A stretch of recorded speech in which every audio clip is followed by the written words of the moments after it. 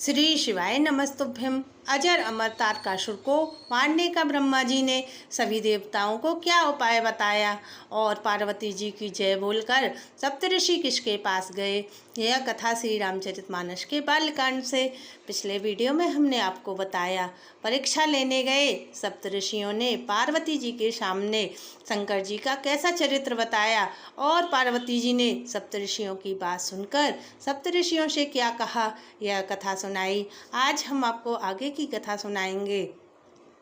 सप्त ऋषियों की बात सुनकर जब पार्वती जी ने शंकर जी को पति के रूप में पाने का हट नहीं छोड़ा, तब शंकर जी में पार्वती जी का ऐसा स्नेह देखकर सप्त ऋषि बोले, हे जगजननी, हे भवानी, आपकी जय हो, आपकी जय हो।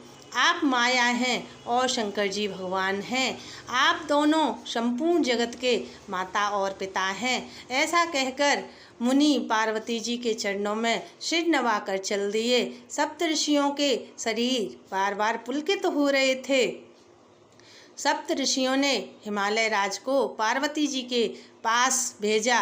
हिमालय राज ने विनती करके पार्वती जी को घर ले आए और इसके बाद सप्त ऋषियों ने शंकर जी के पास जाकर शंकर जी को पार्वती जी की सारी बात बताई।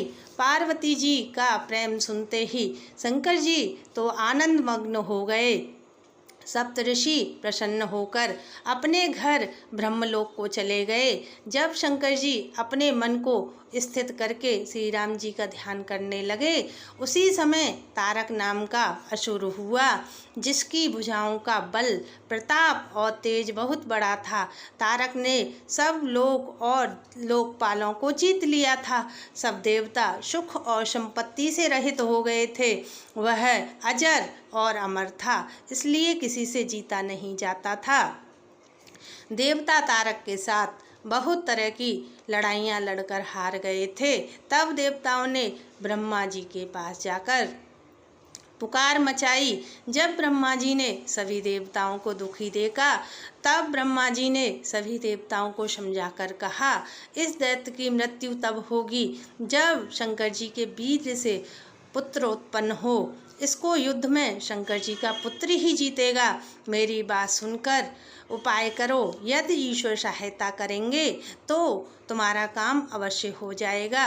सती जी ने जो दक्ष के यज्ञ में देह का त्याग किया था, सती जी ने अब हिमालय राज के घर जाकर पार्वती जी के रूप में जन्म लिया है। पार्वती जी ने शंकर जी को पति बनाने के लिए तप किया है। उधर